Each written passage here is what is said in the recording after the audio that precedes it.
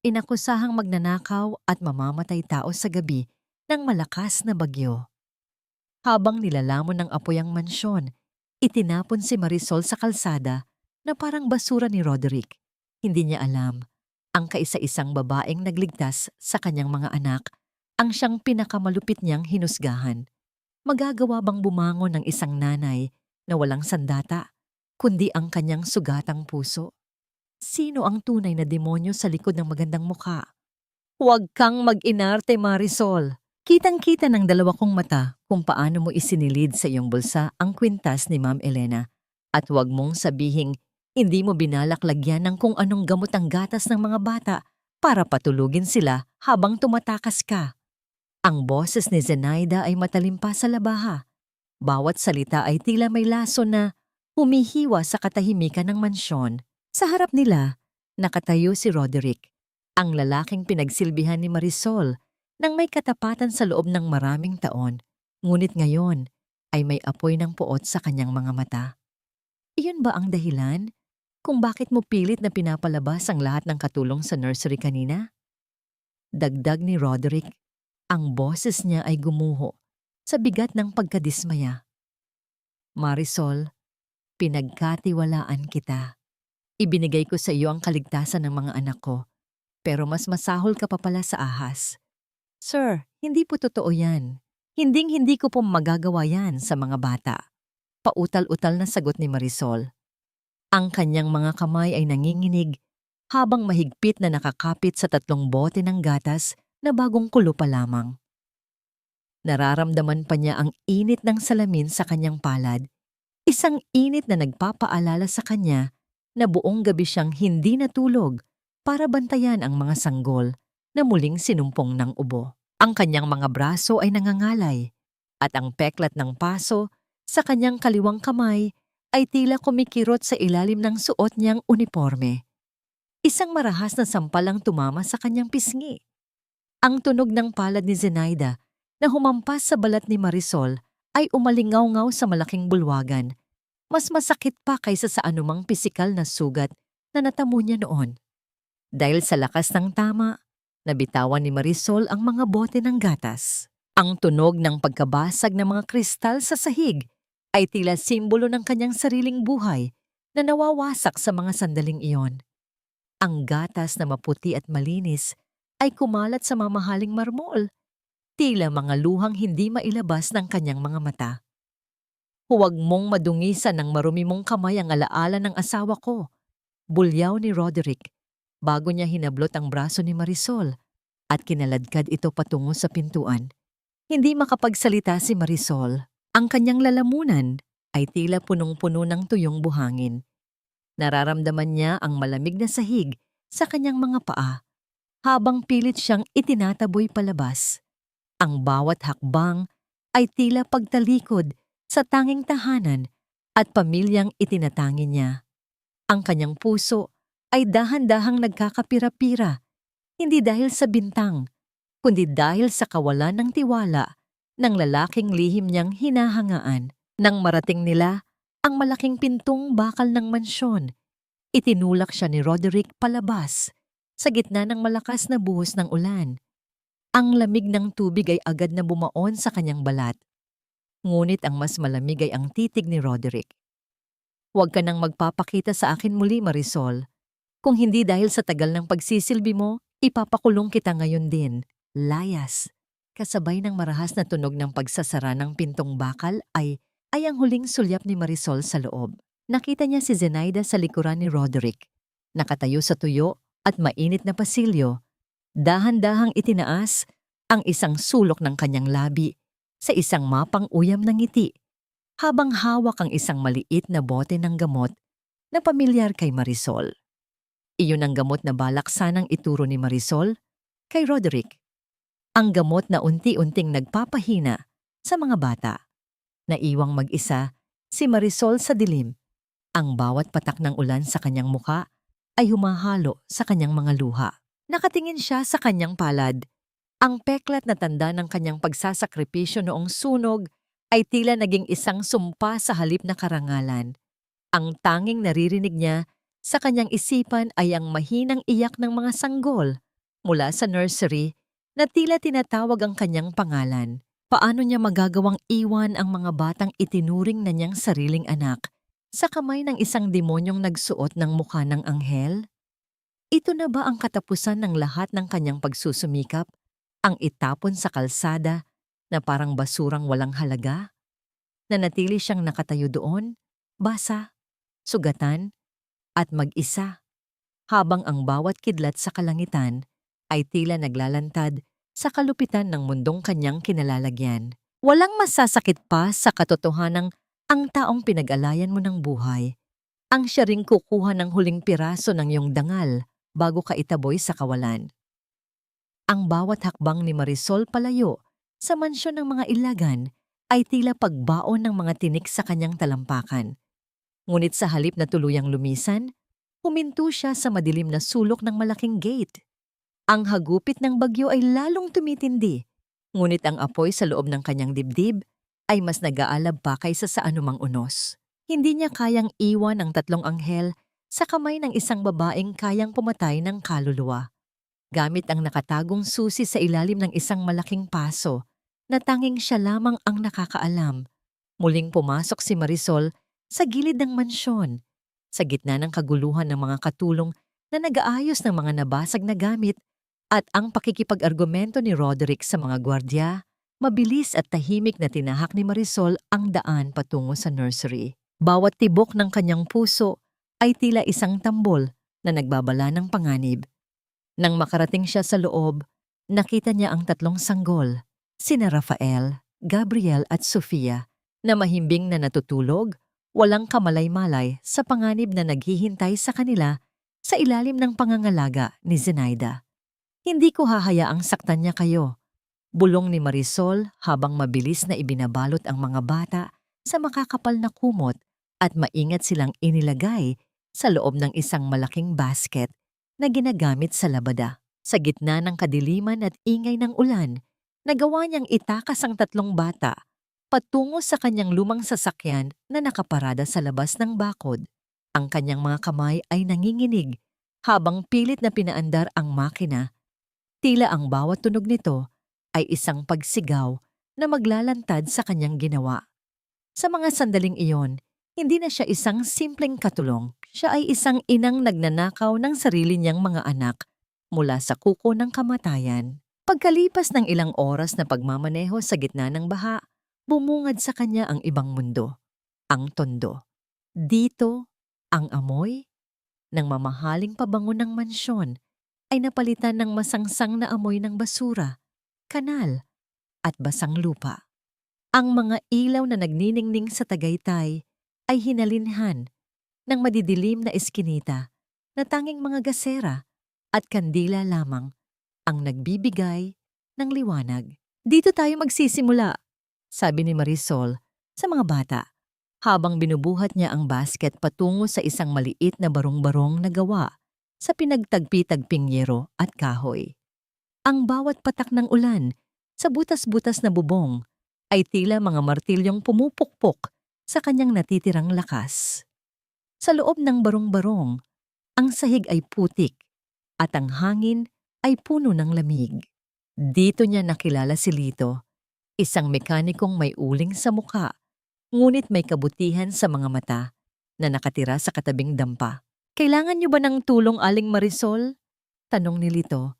Ang boses niya ay malalim, ngunit puno ng pagmamalasakit. "Mukhang hindi kayo taga rito. At ang mga batang iyan, bakit mukhang napakamahal ng suot nila?" "Huwag kang maingay, Manlito," pakiusap ni Marisol. Ang mga mata niya ay puno ng takot. "Kailangan ko lang ng matutuluyan. Kahit ano, kahit sa sahig lang basta ligtas ang mga batang ito." Sa mga sumunod na araw, ang buhay ni Marisol ay naging isang walang katapusang pakikipagsapalaran sa hirap. Ang kanyang mga kamay na dati ay nag-aalaga ng mga mamahaling kagamitan, ngayon ay puno ng sugat at paltos dahil sa maghapong paglalaba para sa mga kapitbahay. Bawat pisong kinikita niya ay itinatabi niya para sa gatas at gamot. Ang kanyang sariling sikmura ay madalas na kumakalam Ngunit ang makita ang tatlong bata na busog ay sapat na para sa kanya. Ngunit ang katahimikang ito ay panandalian lamang. Isang gabi, habang mahimbing na natutulog ang lahat, biglang binalot ng init ang loob ng barong-barong. Hindi dahil sa apoy, kundi dahil sa matinding lagnat na dumapo kay Rafael. Ang bata ay nagsimulang mangisay. Ang kanyang maliliit na kamay ay naninigas at ang kanyang mga mata ay tumitirik. Rafael, Diyos ko Rafael, wag ngayon. Tili ni Marisol habang pilit na niyayakap ang bata. Ang bawat segundo ay tila isang taon sa bigat. Wala siyang pera para sa doktor, wala siyang sasakyan, at ang buong paligid ay nakalubog sa baha. Sa gitna ng dilim, naramdaman ni Marisol ang tindi ng kanyang kawalan. Isang inang handang ibigay ang lahat.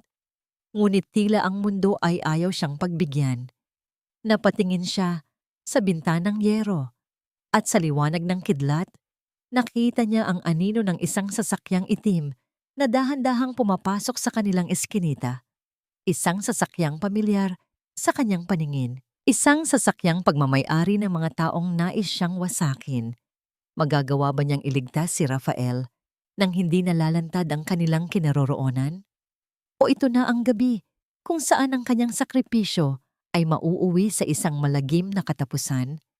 Ang huling piraso ng ginto na nagdudugtong sa akin sa aking nakaraan ay kailangan ng maging gatas at gamuot sa kasalukuyan. Dahil sa mundong ito, mas mahalaga ang mabuhay kaysa ang maalala. Nanginginig ang mga daliri ni Marisol habang hinahaplos ang suot na lumang singsing sa kanyang kaliwang palad. Sa labas ng dampa, ang itim na sasakyang dahan-dahang gumapang sa eskinita ay lumampas din sa wakas. Iniwan ang isang makapal na usok na humalo sa amoy ng basang basura. Hindi siya natuklasan, ngunit ang takot ay tila isang malakas na agos na tumangay sa kanyang huling lakas. Sa loob ng dampa, ang bawat hininga ni Rafael ay tila isang pagsamo. Mabigat, mainit, at puno ng hirap. Lito, pakiusap, bantayan mo muna sila. Hindi ko na kayang hintayin ang umaga. Pagmamakaawa ni Marisol habang isinusuot ang kanyang lumang belo upang itago ang mukha. Kailangan kong pumunta sa labas. Kailangan kong isalba si Rafael. Hindi na nagtanong si Lito. Tumango lamang siya at naupo sa tabi ng mga bata.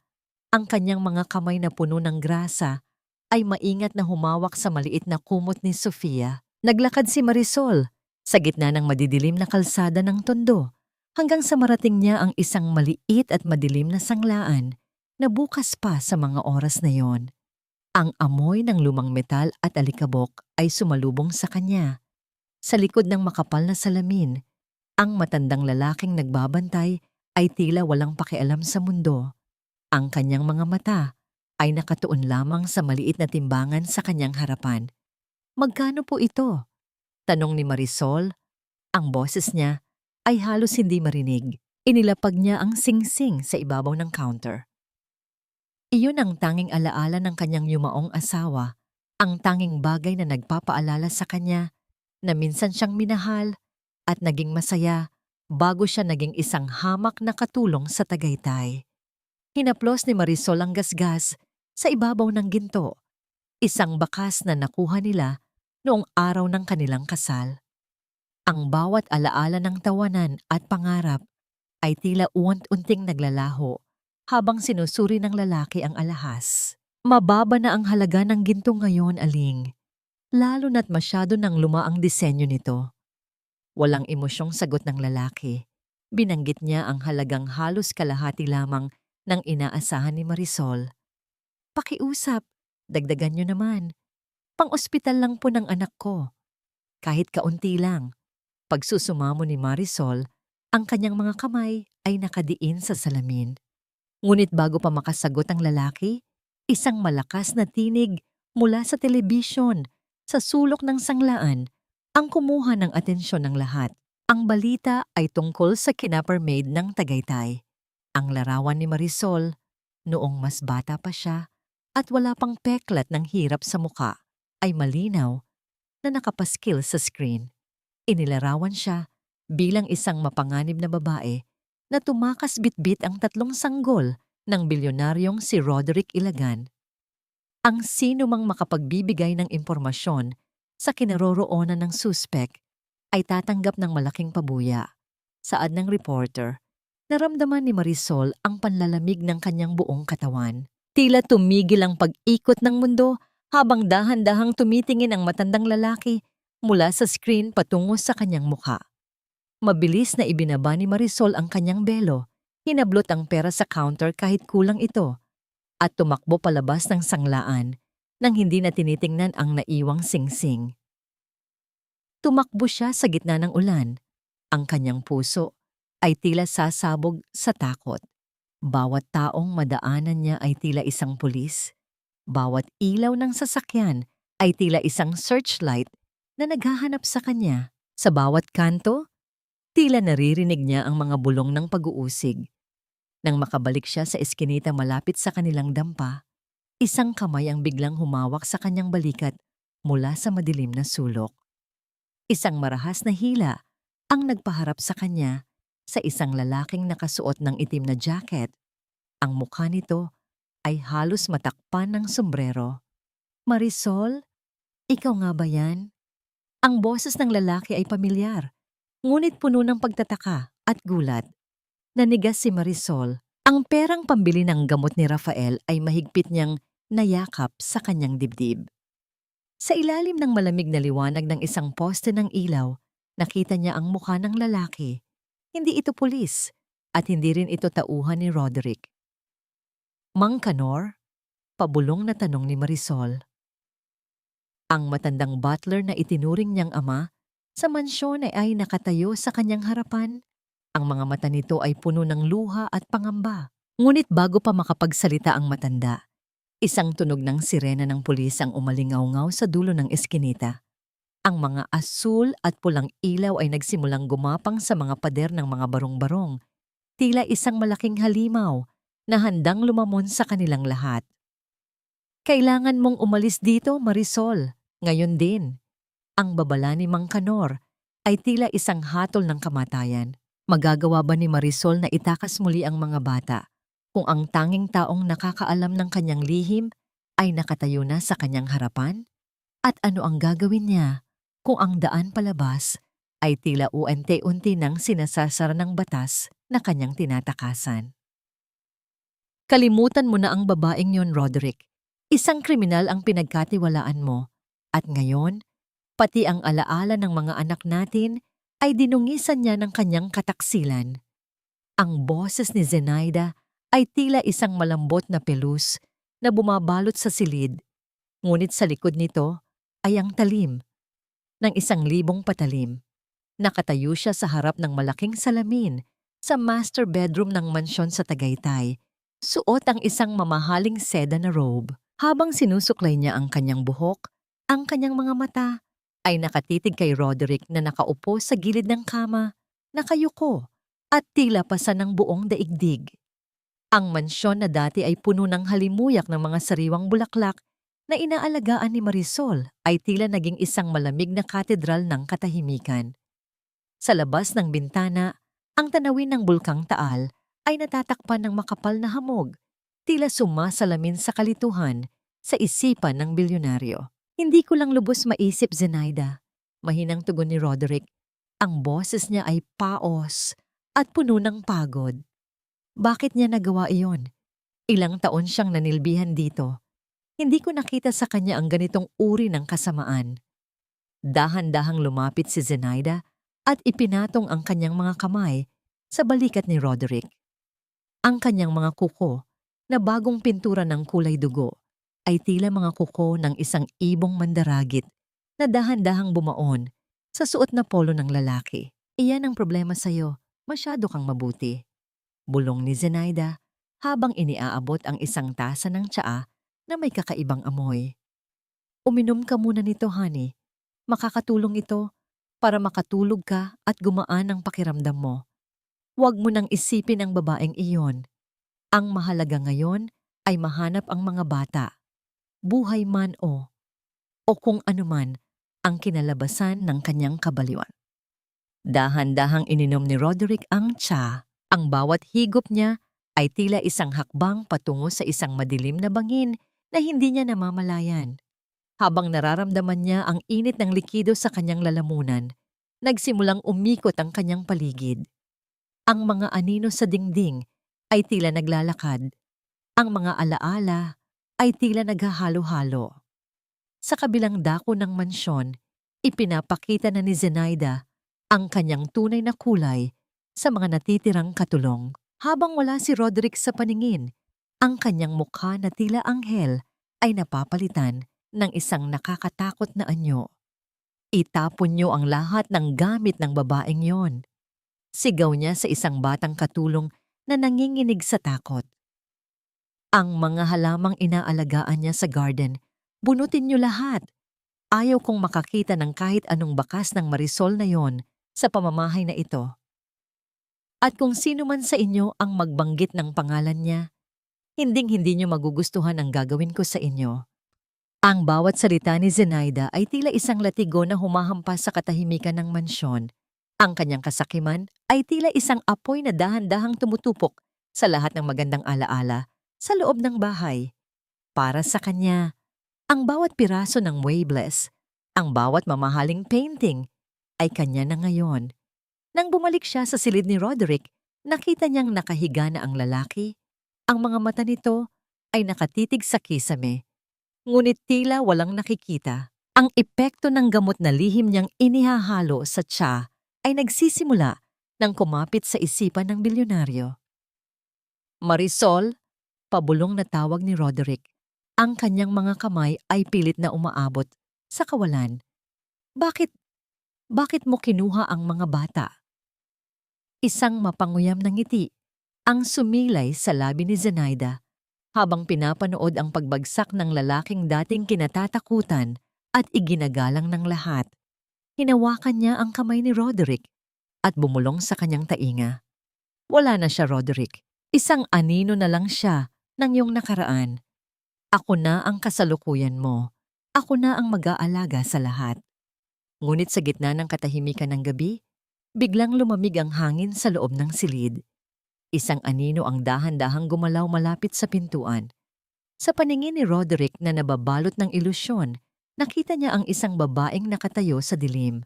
Ang babae ay may peklat ng paso sa kanyang kamay at ang mga mata nito ay puno ng luha. Marisol? Sigaw ni Roderick habang pilit na bumabangon sa kama. Ang kanyang tinig ay puno ng sindak at pangungulila. Nanigas si Zenaida. Tumingin siya sa pintuan, ngunit wala siyang nakikitang anino. Ang kanyang puso ay nagsimulang tumibok ng mabilis. Hindi dahil sa takot sa multo, kundi dahil sa takot na baka ang konsensya ni Roderick ay mas malakas pa kaysa sa kanyang lason. Sino ang tunay na nakatayo sa dilim? Isang bunga lamang ba ito ng gamot? O isang babala na ang katotohanan ay hindi kailanman mananatiling nakatago sa ilalim ng mga kasinungalingan? Sa mundong ito, ang pinakamalinaw na katotohanan ay hindi nakikita ng mga mata, kundi nararamdaman ng isang pusong nasugatan na at natutong kumilatis ng kapwa sugatan. Humahangos na pumasok si Marisol sa dampa. Ang kanyang dibdib ay tila hinahabol ng 1,000 kabayo. Ang basang pera sa kanyang kamay ay simbolo ng kanyang huling alaala. Isang singsing na ipinagpalit sa ilang patak ng pag-asa para kay Rafael. Sa labas, ang sirena ng pulis ay lumayo na. Ngunit ang tunog nito ay nanatiling nakaukit sa kanyang pandinig. Isang palagiang paalala na siya ay isang puganteng nabubuhay sa mga anino. Lito, si Rafael. Hikbi ni Marisol. Hindi na niya magawang itago ang panginginig ng kanyang boses. Agad na lumapit si Lito. Kinuha ang isang basahang tuyo at maingat na ipinuna sa noo ni Marisol. Ang kanyang mga kamay, bagamat puno ng grasa mula sa maghapong pagkukumpuni, ay may dalang kakaibang gaan at pag-unawa. Walang tanong, walang husga. Sa ilalim ng liwanag ng isang nag-iisang kandila, pinainom ni Marisol ng gamot si Rafael. Ang bawat patak ng syrup na dumadaloy sa lalamunan ng bata ay tila galing sa sarili niyang dugo. Pagkatapos, naupo siya sa isang sulok Niyakap ang kanyang mga tuhod at hinayaang bumagsak ang mga luhang kanina pa niya pinipigilan. "Bakit mo kami tinutulungan, Lito?" tanong niya sa pagitan ng mga hikbi. "Alam mong may pabuya sa ulo ko. Pwede kang kumita. Pwede kang magkaroon ng mas magandang buhay kaysa rito." Huminto si Lito sa pag-aayos ng mga lumang pyesa. Umupo siya sa sahig, hindi kalayuan kay Marisol, at tumitig sa kawalan dahil ang mga mata ko, Aling Marisol, ay hindi na basta naniniwala sa telebisyon. Hindi na rin ako umaasa sa mga sinasabi ng makapangyarihan. Mahina niyang sagot. Ang nakikita ko lang ay isang ina na mas pipiliing magtiis ng matinding gutom kaysa marinig ang pag-iyak ng kanyang mga anak.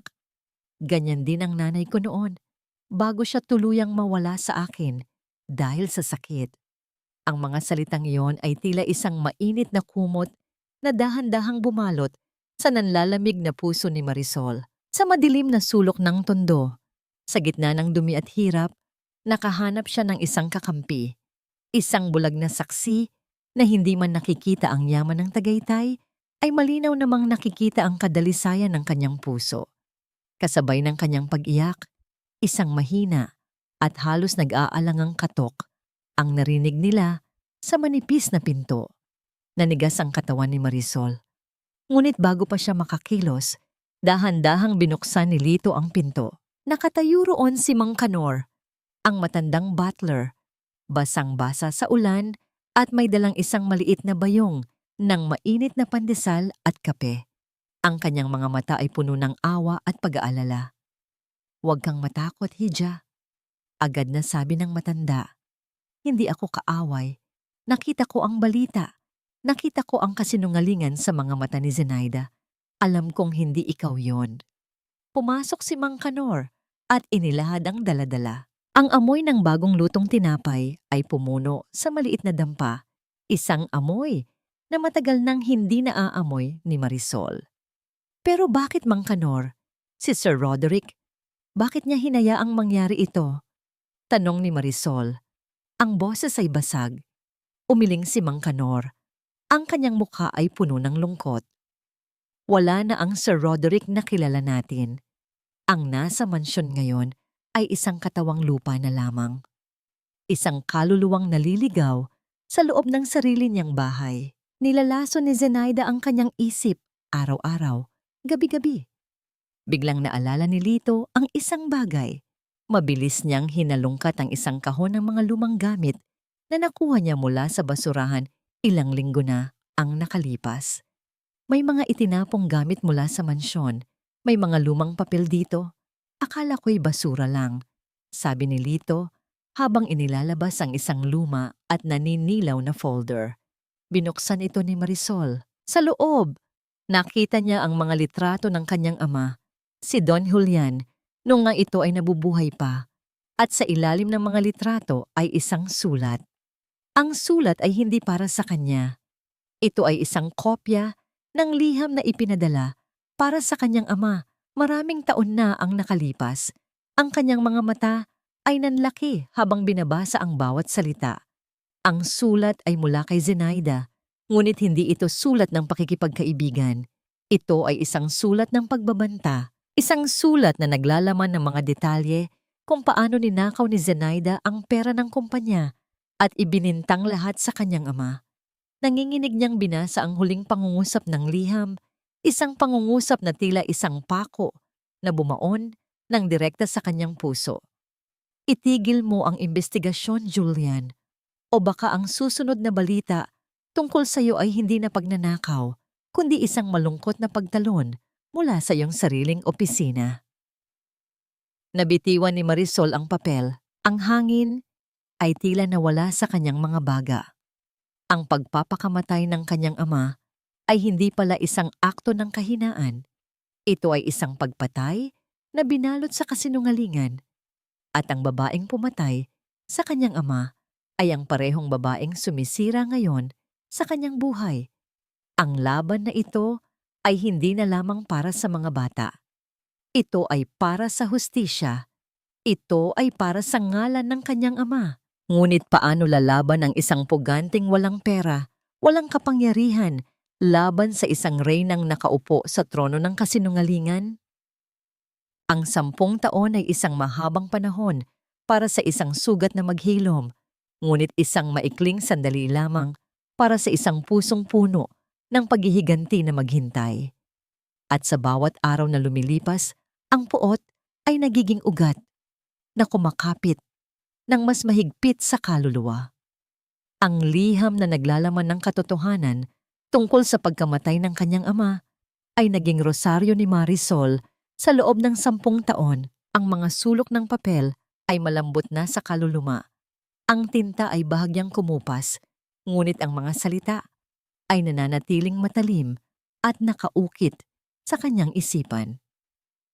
Hindi na ito isang sariwang sugat, kundi isang uling na patuloy na nagbabaga, nagbibigay sa kanya ng lakas na bumangon sa bawat umaga sa loob ng mundong binakuran ng takot at pagtatago.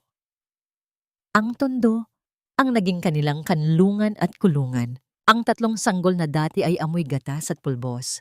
Ngayon ay mga batang nag-aaral na, bihasa na sa hirap ng buhay. Si Rafael, ang panganay, ay lumaking seryoso at palaging nagbabantay sa kanyang mga kapatid at ina. Si Gabriel ang naging liwanag ng kanilang tahanan. Ang kanyang mga ngiti at biro ang pumupuno sa mga gabing kumakalam ang kanilang sikmura. At si Sofia, ang bunso, ay may mga matang tila nakikita ang lahat ng sakit sa puso ng kanyang nanay. Ang kanyang mga yakap ang nagsisilbing gamot sa pagod ni Marisol. Para sa kanila, si Marisol ay hindi isang pugante.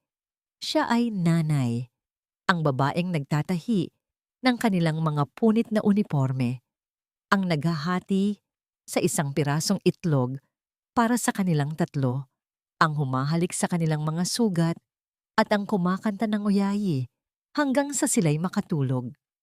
Hindi nila alam ang tungkol sa mansyon sa Tagaytay.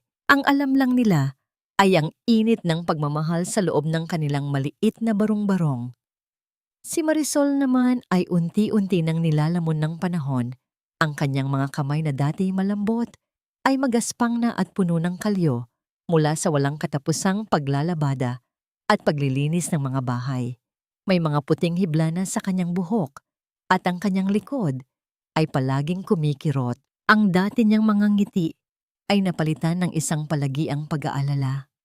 Ang kanyang mga mata ay laging nakamasid sa paligid, natatakot na baka isang araw ay matuntun sila ng mga anino ng nakaraan.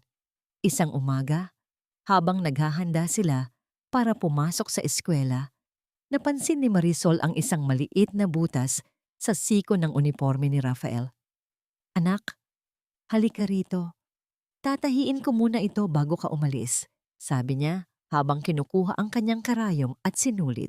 Umupo si Rafael sa tabi niya, hindi nagsasalita habang maingat na tinatahi ni Marisol ang butas. Ang bawat tahi ay tila isang simbolo ng kanyang buhay, isang walang katapusang pagtatakip sa mga butas na dulot ng kahirapan. Ito ang kanyang golden moment, ang tahimik na pag-aalaga na hindi nasusukat sa salapi. "Okay lang, Nay," mahinang sabi ni Rafael. "Kahit may tahi yan, ipagmamalaki ko pa rin kasi kamay niyo ang gumawa." Isang maliit na ngiti ang sumilay sa labi ni Marisol, isang bihirang hiyas sa gitna ng kanyang pagdurusa. Hinaplos niya ang buhok ng anak. "Mag-aral kang mabuti ha, kayo ang yaman ko." Iyon ang huling payapang sandali na kanilang pinagsaluhan. Nang hapong iyon, habang abala si Marisol sa pagbabalat ng bawang para sa isang karinderya, isang nakakabinging tunog mula sa lumang telepono sa sulok ang bumasag sa katahimikan. Nanginginig niyang sinagot ang tawag. Sa kabilang linya ay ang umiiyak na boses ng guro ni Rafael, Mrs. Santos. "Si Rafael po." Bigla na lang siyang bumagsak habang nag-uulat sa klase. Isinugod na po namin siya sa pinakamalapit na pampublikong ospital. Nabitiwan ni Marisol ang telepono.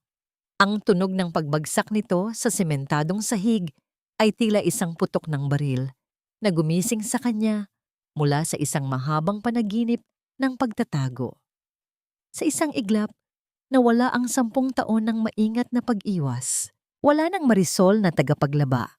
Wala nang Aling Santos na kapitbahay. Ang tanging natira ay isang ina na ang mundo ay gumuho sa isang tawag sa telepono. Hindi niya naalintana ang mga bawang na nagkalat sa sahig o ang sigaw ng may-ari ng karinderya. Tumakbo siya. Tumakbo siya na parang walang bukas. Ang kanyang mga paa ay halos hindi sumasayad sa putikang lupa ng tondo. Sumakay siya sa unang jeep na dumaan. Hindi ininda ang siksikan ng mga pasahero o ang alinsangan ng hapon. Ang tanging nasa isip niya ay ang ospital. Ang tanging naririnig niya ay ang pangalan ng kanyang anak na paulit-ulit na sinasambit ng kanyang puso. Rafael, Rafael, Rafael. Pagdating niya sa pampublikong ospital, bumungad sa kanya ang amoy ng gamot, sakit, at kawalan ng pag-asa. Ang ingay ng mga umiiyak na sanggol at mga daing ng mga pasyente ay tila isang koro ng kalungkutan. Matapos ang halos 1 oras na pagtatanong at paghahanap, natagpuan niya si Rafael sa emergency room, nakahiga sa isang lumang kama, maputla ang mga labi, at may nakakabit na suwero sa braso. Anak ko, hagulgol ni Marisol habang hinahaplos ang noo ng bata. Nanay's here? Nandito na si nanay. Hinawakan ni Rafael ang kanyang kamay. Ang pagkakahawak nito ay mahina, ngunit puno ng pagtitiwala. Okay lang po ako, Nay. Nahilo lang po ako. Pilit niyang sabi, ngunit ang kanyang mga mata ay nagpapakita ng matinding pagod. Lumapit ang isang doktor na may makapal na salamin at pagod na mukha. Mrs. Santos, kailangan po nating mag-usap. Dinala siya ng doktor sa isang maliit na opisina na puno ng mga folder at papel. Ang bawat salita na lumalabas sa bibig ng doktor ay tila isang martilyong pumupukpok sa natitirang pag-asa ni Marisol. Base sa mga unang pagsusuri, malaki po ang posibilidad na may problema sa dugo ang anak ninyo. Posibleng acute leukemia, paliwanag ng doktor sa pinakamahinahong paraan na kanyang makakaya. Kailangan natin siyang isailalim sa masusing pagsusuri at kung makumpirma, kailangan niya ng agarang gamutan, chemotherapy, at posibleng bone marrow transplant. Naramdaman ni Marisol na nanlamig ang kanyang buong katawan, mas malamig pa kaysa sa gabing ipinagtulakan siya palabas sa gitna ng bagyo. Ang mga salitang leukemia at transplant ay umalingaw-ngaw sa kanyang isipan, mga salitang katumbas ng kamatayan para sa isang mahirap na tulad niya. Transplant? Nanginginig niyang tanong. Saan po kami kukuha noon?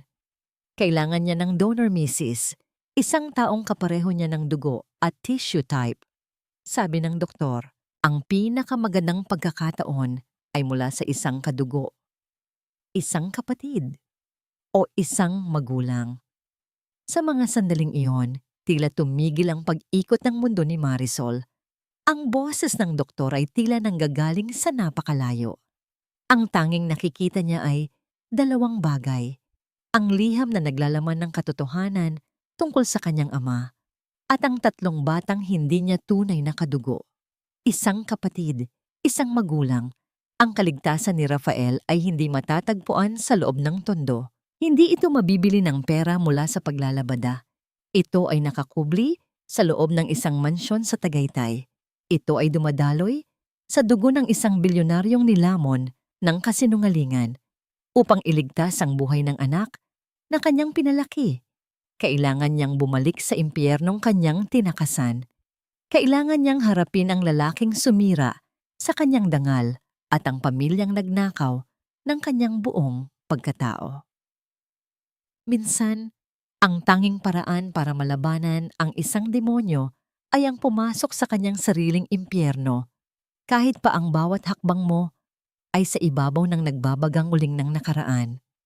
Nakatayo si Marisol sa pasilyo ng ospital, hawak ang isang kapirasong papel kung saan nakasulat ang hatol sa buhay ng kanyang anak. Ang mundo sa paligid niya ay tila isang malabong pelikula. Ang mga tunog ng makina, ang mga pag-iyak, Ang mga yabag ng mga nurse ay walang kahulugan. Ang tanging malinaw sa kanya ay ang isang katotohanan. Ang gamot sa sakit ni Rafael ay hindi mabibili ng pera. Ito ay matatagpuan sa dugo. Dugo na hindi dumadaloy sa kanyang mga ugat, kundi sa mga ugat ng pamilyang tumalikod sa kanya.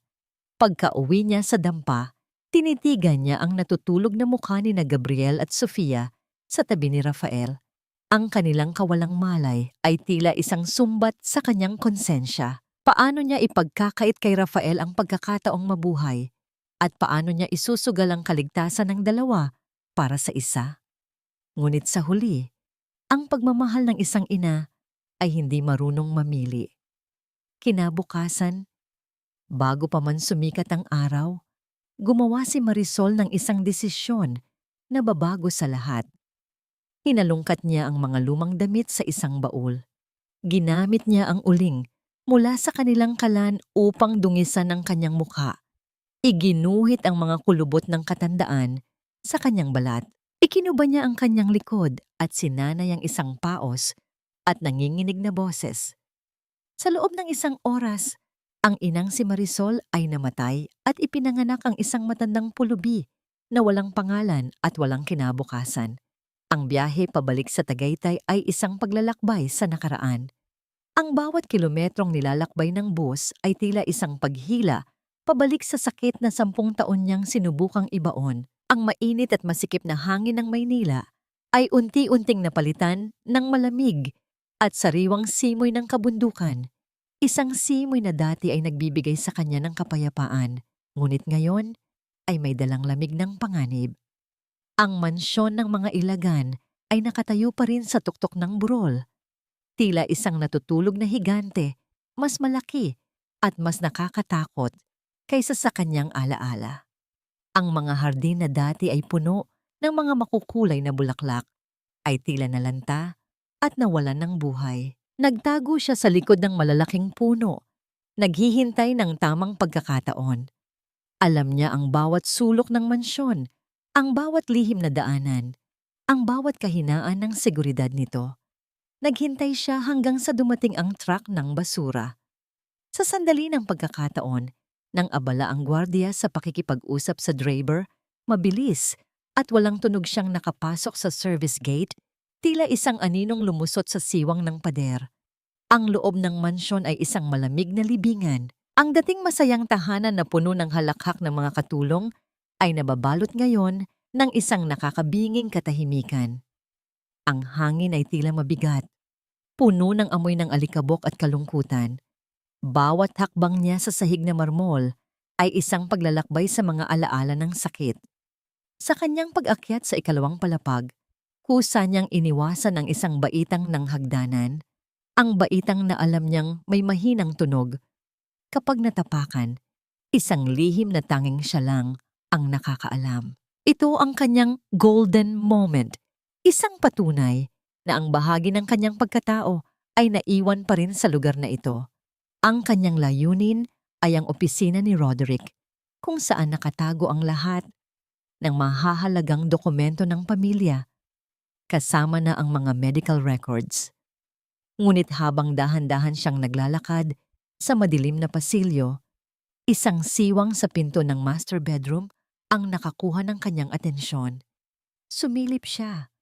Ang kanyang nakita ay halos magpabagsak sa kanyang mga tuhod. Nakaupo sa isang silyang de gulong malapit sa bintana, si Roderick.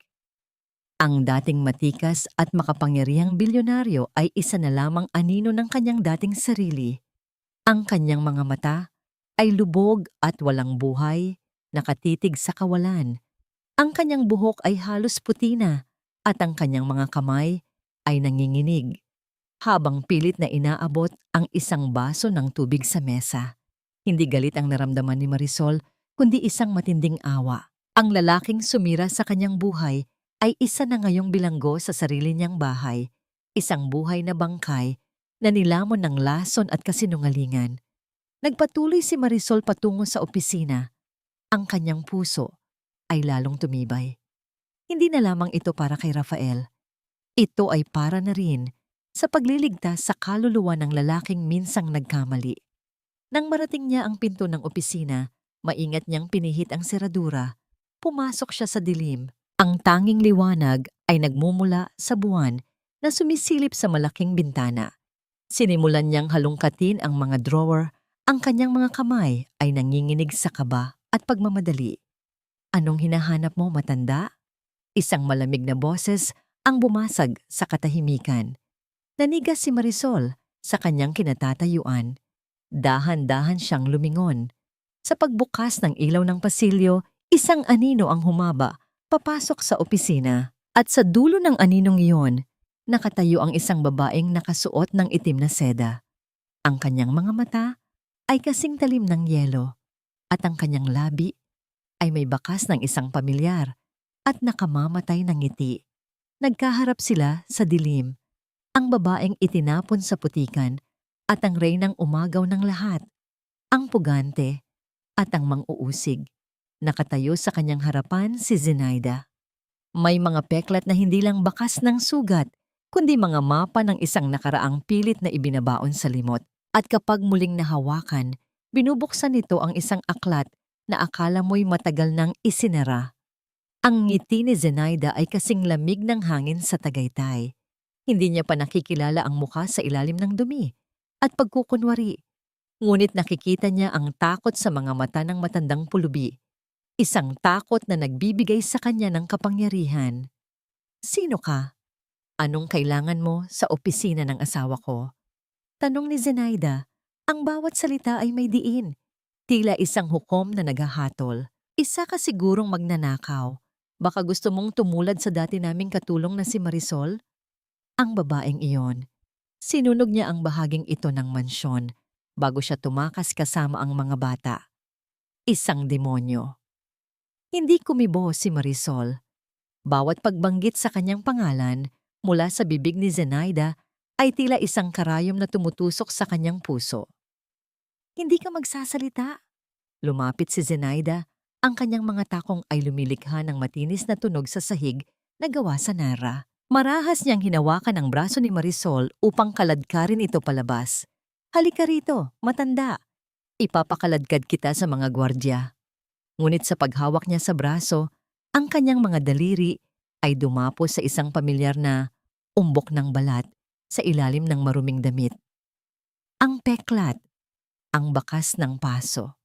Biglang natigilan si Zenaida. Ang kanyang mga mata ay nanlaki. Sa hindi makapaniwalang pagkatuklas, dahan-dahan niyang itinaas ang manggas ng damit ni Marisol sa ilalim ng liwanag ng buwan na tumatama mula sa bintana. Ang peklat na yon ay tila kumikinang, isang marka na hinding-hindi niya malilimutan. Hindi maaari." Bulong ni Zenaida habang dahan-dahang tumitingin mula sa peklat patungo sa mga mata ng pulubi. At doon, sa likod ng takot, nakita niya ang apoy.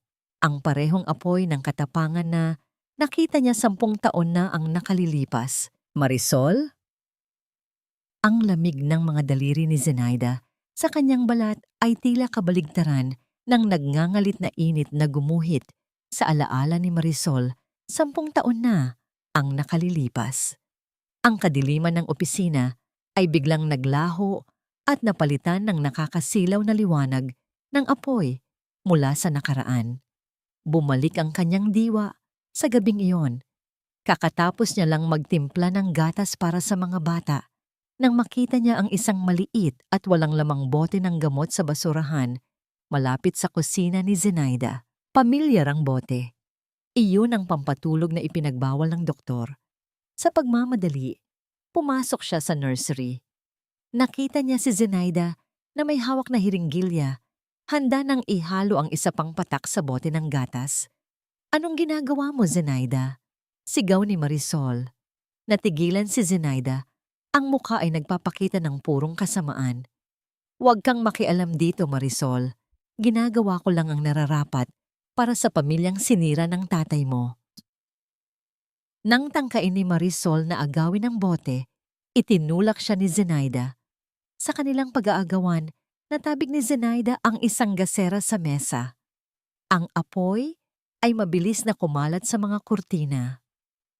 Kung hindi kita kayang paalisin, susunugin ko na lang ang lahat ng bakas mo dito. Sigaw ni Zenaida. Imbis na tumakbo palayo, ang unang pumasok sa isip ni Marisol ay ang mga sanggol na natutulog sa kabilang kwarto. Sumuong siya sa apoy at usok. Habang kinukuha niya ang mga bata mula sa kanilang kuna, isang nagliliyab na piraso ng kahoy mula sa kisame ang bumagsak. Walang pag-aalinlangan, ginamit niya ang kanyang braso upang salagin ito. Pinrotektahan ang ulo ni Rafael. Ang matinding sakit ng pagkasunog ng kanyang balat ay binaliwala niya. Ang mahalaga ay ang kaligtasan ng mga batang itinuring na niyang anak. Sa gitna ng kaguluhan, habang buhat-buhat niya ang mga bata palabas, narinig niya ang pagsigaw ni Zenaida sa mga gwardiya. Magnanakaw! Tulong!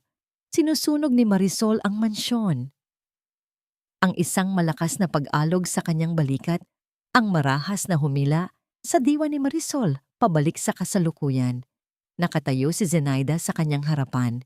Hindi na nagtataka, kundi puno ng tagumpay. Ikaw nga, sabi ni Zenaida, isang demonyong ngiti ang gumuhit sa kanyang mga labi. Ang tapang mong bumalik dito, hinahanap mo siguro ang mga dokumento para iligtas ang isa sa mga bastardo mong inaalagaan? Tinapik-tapik ni Zenaida ang pisngi ni Marisol. Kawawa ka naman. 10 taon kang nagtago sa basura para lang bumalik sa aking mga kamay. Ngayong alam ko nang buhay ka pa, sisiguraduhin kong hindi ka nasisikatan ng araw. At ang mga batang iyon, hahanapin ko sila. Isa-isa. Ang pagbabantang iyon ay tila isang kidlat na gumising sa bawat himaymay ng pagkatao ni Marisol. Ang takot ay napalitan ng isang desperadong galit. Sa isang iglap, nawala ang pagkukunwaring matanda. Tumayo siya ng tuwid. Huwag mong gagalawin ang mga anak ko. Ang sigaw niya ay hindi na paos, kundi buo at puno ng sakit. Isang sigaw na umaling-awngaw sa buong mansyon. Isang sigaw na kayang tumagos sa pinakamatibay na pader. Roderick! Sa loob ng master bedroom, sa gitna ng kanyang pagkakalango sa gamot, si Roderick ay napabalikwas. Sa gitna ng mga anino at multo na nililikha ng kanyang isipan, isang tunog ang tumagos. Isang sigaw na pamilyar. Isang boses na 10 taon na niyang pinipilit kalimutan, ngunit gabi-gabi niyang naririnig sa kanyang mga panaginip. Marisol? Bulong niya sa dilim. Ang kanyang mga mata ay nanlalaki.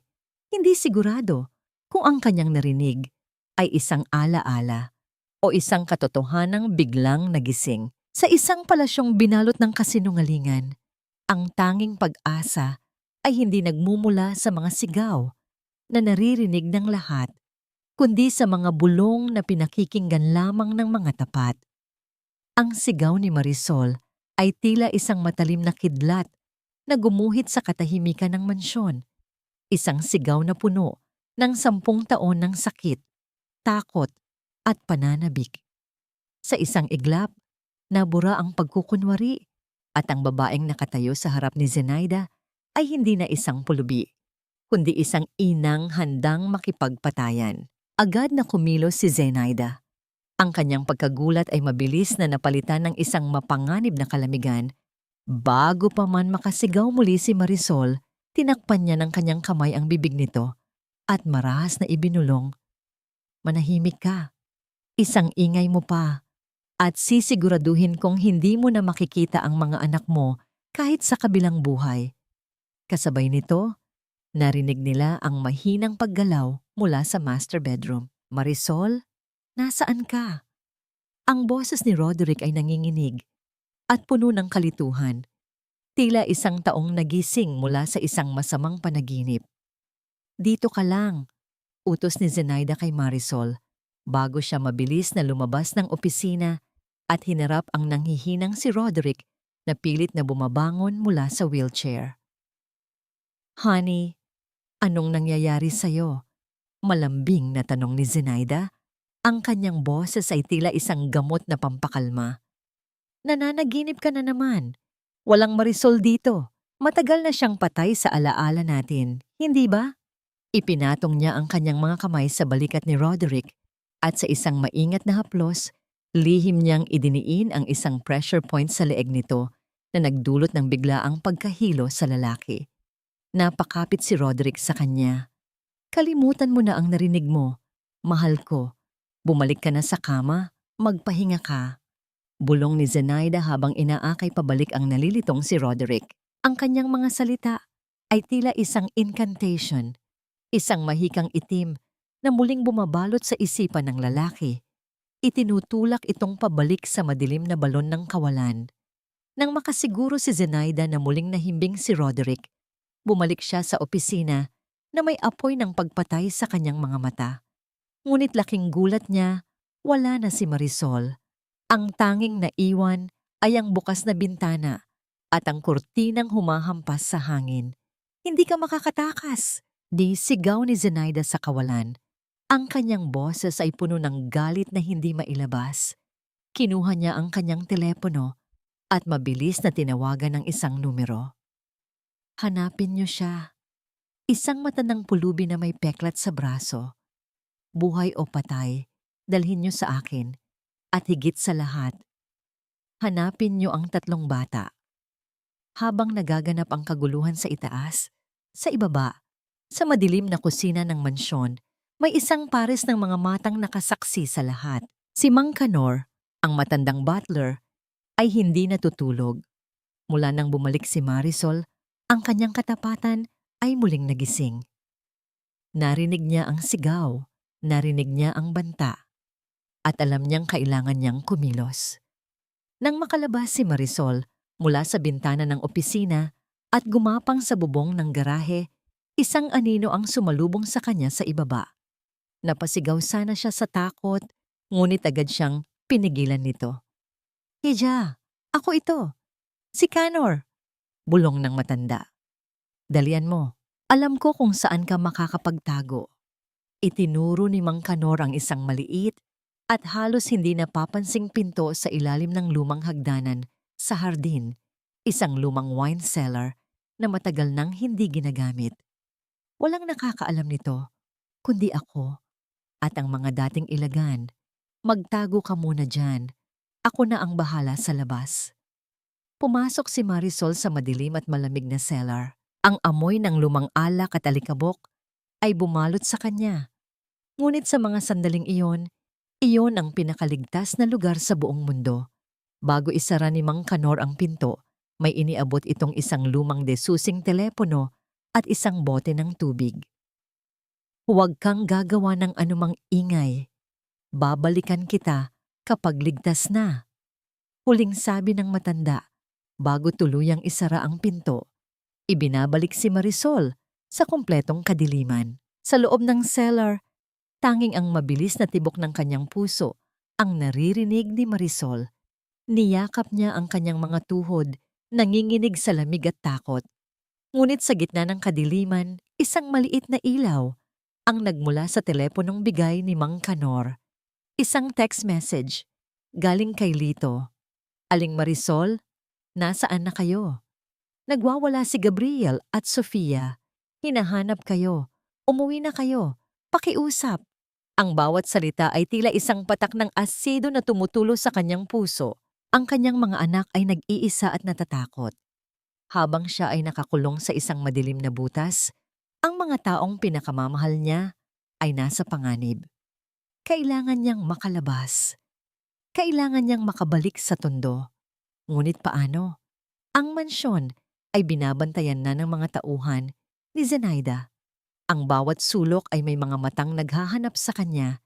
Isinandal niya ang kanyang ulo sa malamig na pader. At sa unang pagkakataon, sa loob ng 10 taon, naramdaman niya ang ganap na kawalan ng pag-asa. Bigla, may narinig siyang mahinang kaluskos mula sa itaas. Mga yabag, papalapit sa kanyang pinagtataguan. Dahan-dahan niyang itinago ang liwanag mula sa telepono at pinigilan ang kanyang paghinga. Ang mga yabag ay huminto sa tapat mismo ng pinto ng cellar. Narinig niya ang tunog ng pagpihit ng isang lumang susi sa seradura. Dahan-dahang bumukas ang pinto at isang sinag ng liwanag ang tumama sa kanyang mga mata. Hindi si Mang Kanor ang nakatayo roon. Ang kasinungalingan ay parang isang kastilyong buhangin. Maari kang maghari sa loob nito ng panandalian, ngunit sa isang hampas lamang ng alon ng katotohanan, lahat ay guguho at malulunod ka sa sarili mong pagkukunwari. Ang sinag ng liwanag na tumama sa mga mata ni Marisol ay hindi nagmula sa pag-asa, kundi sa dulo ng isang baril na nakatutok sa kanyang mukha. Nakatayo sa bukana ng cellar ang isa sa mga tauhan ni Zenaida, isang lalaking may malamig na mga mata at walang emosyon sa mukha. Sa likuran nito, tila isang reyna ng kadiliman, ay si Zenaida mismo. Ang kanyang mga labi ay may bakas ng isang matagumpay na ngiti. Nakalimutan mo na ba, Marisol? Ang boses ni Zenaida ay tila isang bulong ng ahas. Ang bawat sulok ng mansyong ito ay pag-aari ko na. Walang lugar dito kung saan ka makakapagtago. Walang kalaban-laban na kinaladkad ng lalaki si Marisol palabas ng cellar at dinala sa gitna ng malawak na sala. Doon, sa ilalim ng isang malaking chandelier na dati, ay pinupunasan niya ng may pag-iingat. Itinulak siya sa sahig na parang isang basahan. Bawat muebles, bawat painting sa dingding, ay tila mga tahimik na saksi sa kanyang huling sandali. Umupo si Zenaida sa isang silyang parang trono. Kinuha ang baril mula sa kanyang tauhan at marahang hinaplos ang malamig na bakal nito. Alam mo, Marisol, hinahangaan kita sa katapangan mo. 10 taon kang nabuhay sa dumi, inalagaan ng mga batang hindi mo kadugo, para lang mamatay sa aking harapan. Isang napakawalang kwentang sakripisyo, hindi ba? Bakit mo ginagawa ito, Zenaida? Hikbi ni Marisol, ang kanyang mga mata ay nakatitig sa baril. Anong kasalanan ang nagawa ng mga bata sa'yo? Tumawa si Zenaida, isang tawang walang kagalakan, isang tawang puno ng lason. Ang kasalanan nila? Ipinanganak sila bilang isang ilagan. Ipinanganak sila upang magmana ng yaman na dapat ay sa akin. Ang tatay mo, si Don Julian, ninakaw niya ang lahat sa akin noon, kaya kinuha ko ang buhay niya. At si Roderick, masyado siyang naging bulag sa pag-ibig sa asawa niya, kaya hindi niya nakita ang pagbagsak ng sarili niyang pamilya. Kaya unti-unti kong nilason ang isip niya, hanggang sa ang tanging nakikita na lang niya ay ang mga multong nililikha ko. Bawat salita ay isang pag-amin, bawat pangungusap ay isang pako na lalong bumabaon sa krus na pinapasan ni Marisol. Inamin ni Zenaida ang lahat, ang pagnanakaw, ang pagpatay, ang panununog, ang paglalason, lahat habang nakatingin kay Marisol na para bang ito ang pinakakasiya siyang palabas sa buong mundo. At ngayon, ikaw na lang ang natitirang problema, sabi ni Zenaida habang dahan-dahang itinututok ang baril sa noo ni Marisol. Ang malamig na dulo ng bakal ay dumikit sa kanyang balat at naramdaman ni Marisol ang pagtigil ng kanyang paghinga. Ipinikit niya ang kanyang mga mata at ang huling imahe na pumasok sa kanyang isipan ay ang mga mukha ng kanyang 3 anak, Rafael, Gabriel at Sofia, na nakangiti sa kanya. Paalam, Marisol. Batiin mo ang tatay mo sa impyerno para sa akin, bulong ni Zenaida. Ang marahan ngunit nakakabinging tunog ng pagkasa ng baril ay tila isang hatol ng kamatayan na umalingaw-ngaw sa buong sala. Ngunit bago pa man niya makalaboso ang gatilyo, isang malakas na kalabog ang sumira sa pinto ng mansyon. Ito ay bumukas ng may puwersa. Mula sa dilim ng gabi, pumasok ang isang kumpol ng mga pulis, kasama si Mang Kanor na nanginginig ang mga kamay at si Lito na may determinasyon sa kanyang mga mata. At sa likuran nila, sumisigaw ay ang 3 bata. Nanay! Ang sabay-sabay na sigaw ni Rafael, Gabriel at Sofia ay tila isang bomba na sumabog sa loob ng mansyon. Nagulat si Zenaida. Napatingin siya sa mga pulis, sa mga bata, at pabalik kay Marisol na ngayon ay may luha ng pag-asa sa kanyang mga mata. Itigil mo yan, Zenaida! Tapos na ang laro mo! Sigaw ng isang pulis, Ngunit si Zenaida ay isang hayop na nasukol.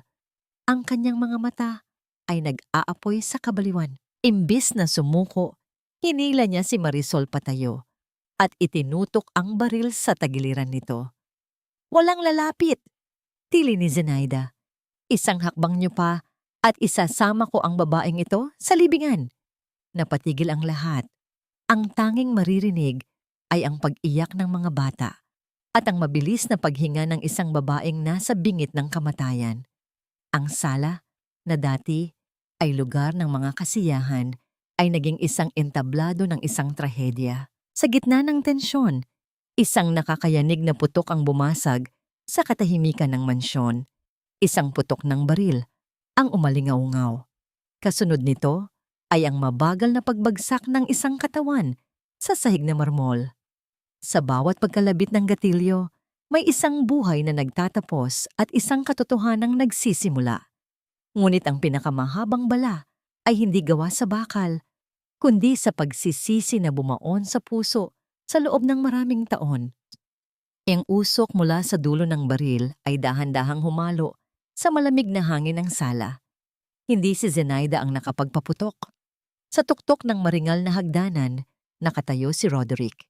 Nanginginig ang kanyang buong katawan, ang kanyang mga mata ay nalilisik sa galit na hinaluan ng matinding sakit. Ang baril na kinuha niya mula sa tagong drawer sa silid ay mabigat sa kanyang mahinang bisig, ngunit ang puwersa ng katotohanan ang nagbigay sa kanya ng lakas upang hilahin ang gatilyo. Tumama ang bala sa sahig na marmol, malapit sa paanan ni Zenaida. Ang tunog ng pagtama ng metal sa bato ay tila isang babala mula sa langit. Sa gulat at sindak, nabitawan ni Zenaida ang kanyang baril at napabitaw kay Marisol. Hayop ka, Zenaida! Ang sigaw ni Roderick ay hindi nagaling sa isang lalaking nalilito, kundi mula sa isang amang ninakawan ng pamilya. Narinig ko ang lahat. Narinig ko ang bawat salitang lumabas sa marumi mong bibig. Mabilis na kumilos ang mga pulis. Sa loob ng ilang segundo, ang mga kamay ni Zenaida, na dati ay nagpapahid ng pekeng luha, ay nakagapos na sa malamig na bakal ng posas. Hindi pa rin sumusuko ang demonyo sa loob niya. Patuloy siyang nagsisigaw, nagmumura, at nanunumpa ng kamatayan para sa lahat, hanggang sa kaladkarin siya palabas ng mansyon. Ang kanyang pagsisigaw ay dahan-dahang naglaho sa dilim, iniwan ang isang katahimikang mas nakakabingi kaysa sa putok ng baril. Nanay! Sabay-sabay na tumakbo ang tatlong bata patungo kay Marisol. Niyakap nila ang kanilang ina ng napakahigpit, tila natatakot na baka muli itong maglaho sa isang kisap mata. Ang mga luha ni Marisol ay dumaloy ng walang tigil. Hinahalikan ang bawat ulo ng kanyang mga anak. Sa gitna ng luho at yaman ng mansyong Ilagan, ang tanging kayamanan ay ang yakap na ito. Dahan-dahang bumaba si Roderick sa hagdan. Bawat baitang ay isang hamon sa kanyang nanghihinang katawan. Nang marating niya ang ibaba, huminto siya ilang hakbang mula sa mag-iina. Nakatingin siya kay Rafael, Gabriel at Sofia, ang mga batang inakala niyang matagal nang pumanaw. Nakita niya ang kanyang sariling mga mata sa kanila, ang kanyang mga bakas sa kanilang mga mukha. Marisol, pabulong na tawag ni Roderick. Ang kanyang tinig ay puno ng pag-aalinlangan at matinding hiya. Patawarin mo ako. Naging bulag ako. Naging bingi ako sa katotohanan. Tumingin si Marisol sa kanya. Wala nang galit sa kanyang puso, tanging isang malalim na pagod.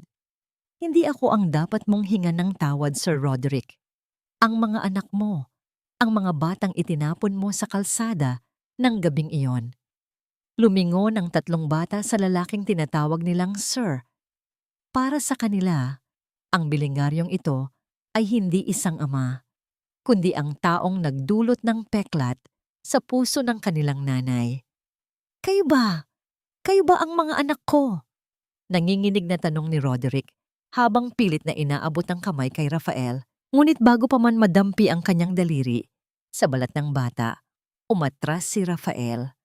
Tumayo ang 11 taong gulang na bata Sa harap ng kanyang ina, tila isang batang leon na handang manakmal. Wala kaming tatay.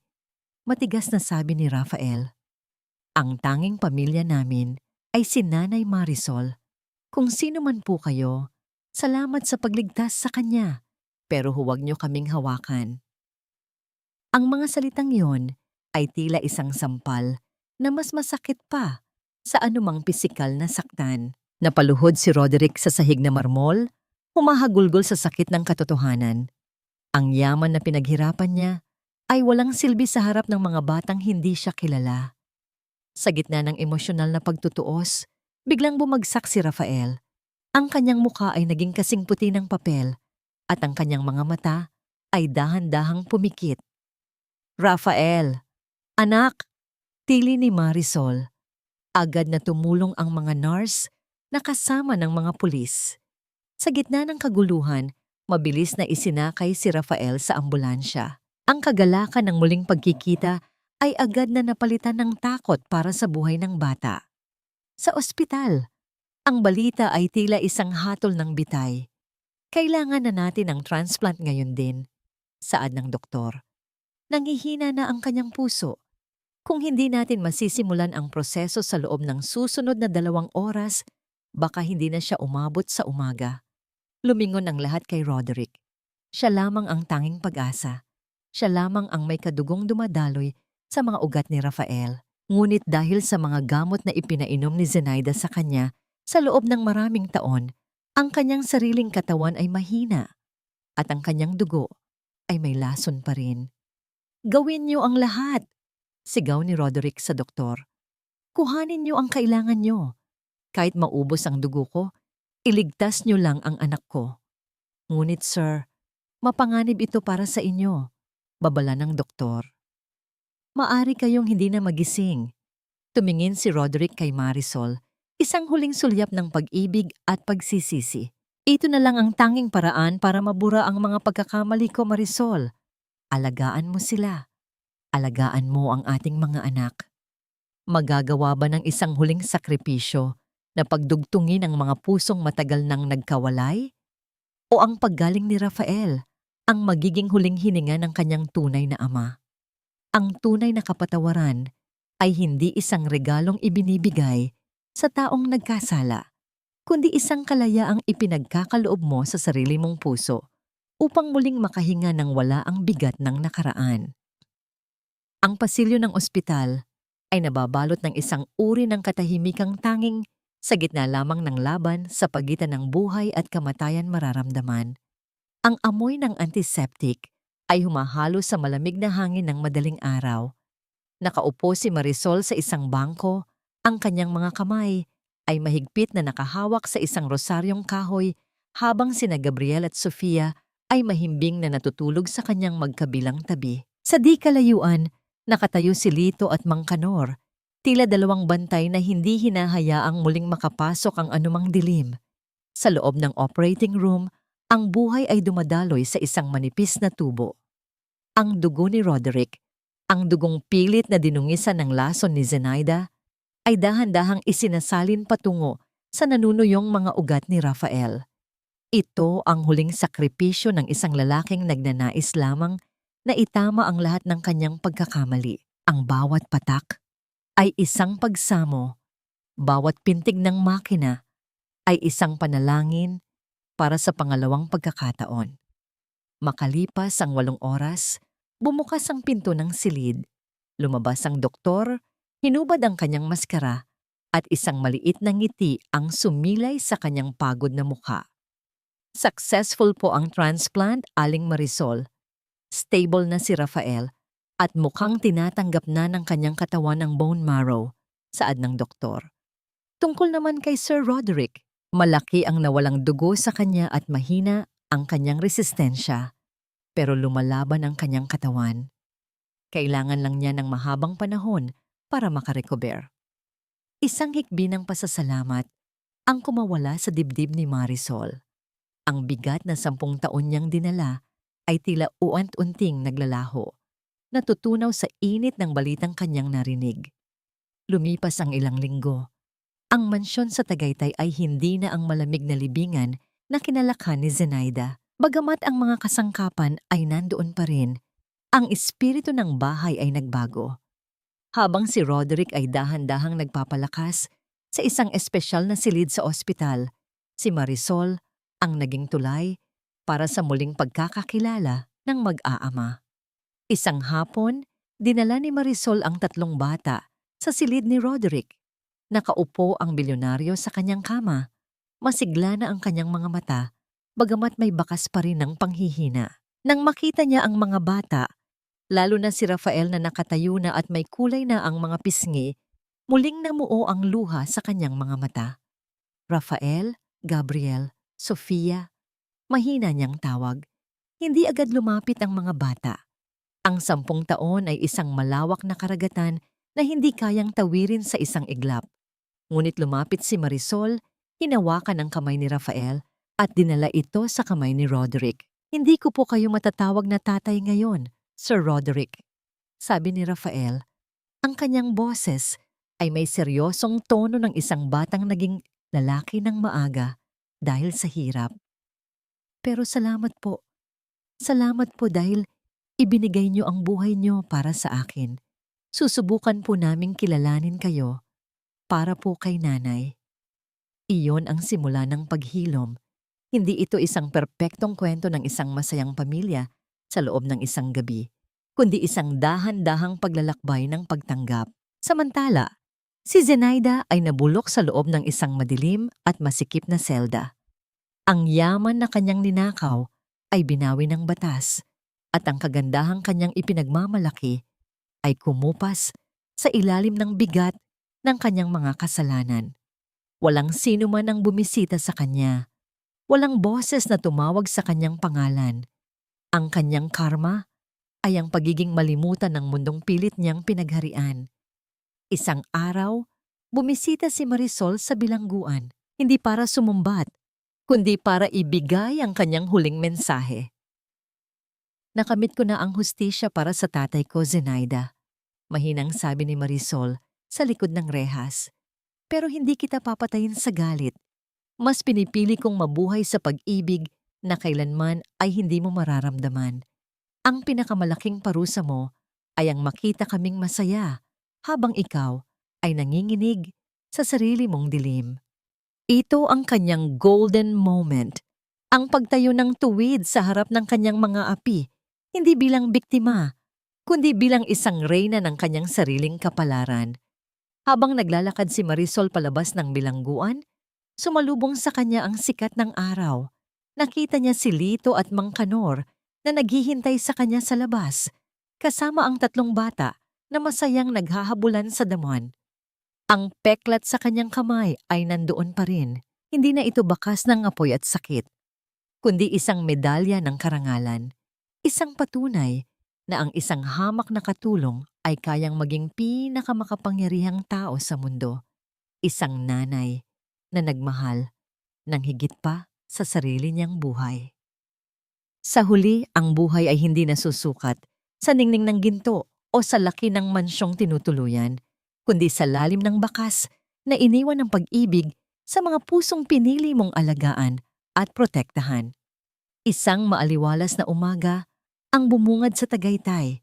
Ang simoy ng hangin ay may dalang amoy ng basang lupa at ang halimuyak ng mga sariwang mirasol na ngayoy muling nakatayo ng matikas sa malawak na hardin ng mga ilagan. Ang mga dilaw na talulot nito ay tila sumasabay sa sayaw ng hangin, tila mga mukhang nakatingala sa langit nagpapasalamat sa init ng sikat ng araw pagkatapos ng isang mahabang panahon ng unos.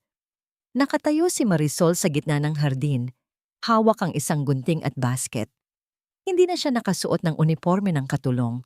Suot niya ang isang simpleng puting bestida na nagpapakita ng kanyang likas na ganda at dangal. Ang kanyang mga mata, na dati ay puno ng takot at pag-aalala, ngayon ay payapa na gaya ng lawa ng taal sa malayo. Dahan-dahan niyang hinawakan ang kanyang kaliwang braso. Naroon pa rin ang peklat ng paso. Hindi na ito isang pangit na sugat, kundi isang mapa ng kanyang katapangan. "Nanay, handa na po ang almusal sa veranda," tawag ni Sofia.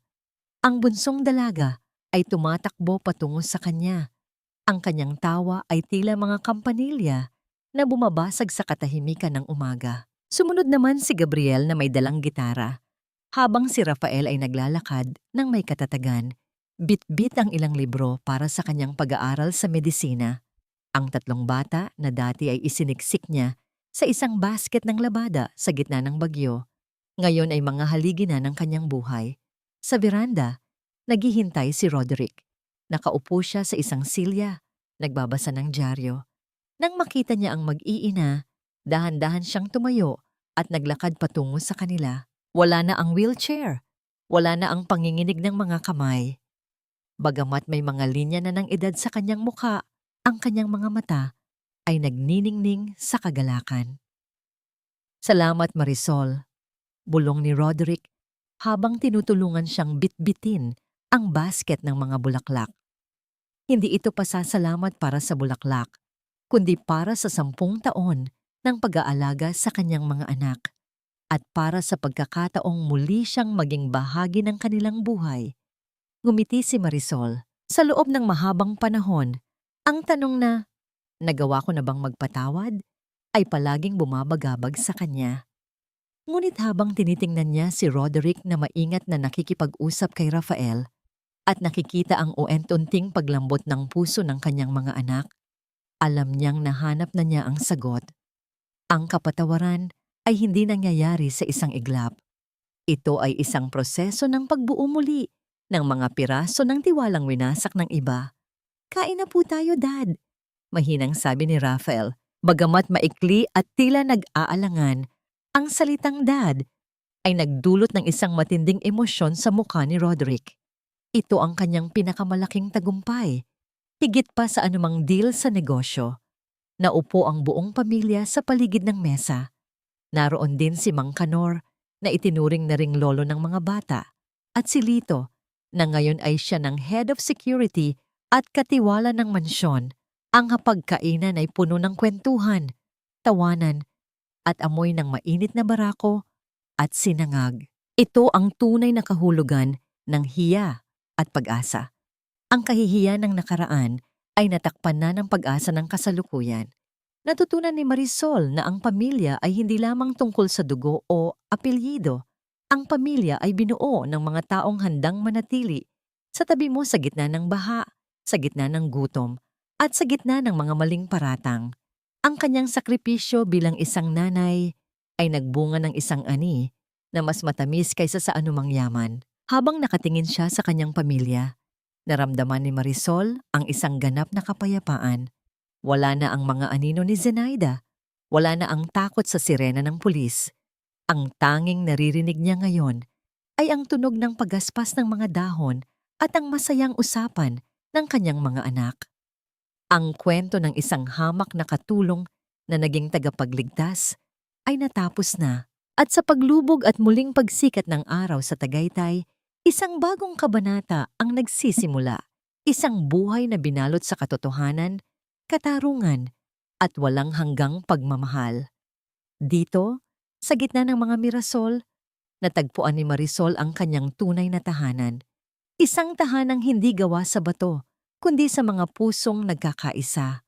At doon nagtatapos ang mahaba at makulay na paglalakbay ng isang pusong hindi sumuko sa gitna ng malupit na unos ng tadhana. Isang paglalakbay na nagpapatunay na ang pag-ibig, kailanman, ay hindi kayang lupigin ng anumang dilim. Maraming salamat sa inyong pakikinig at pananatili sa tabi ko hanggang sa huling sandaling ito.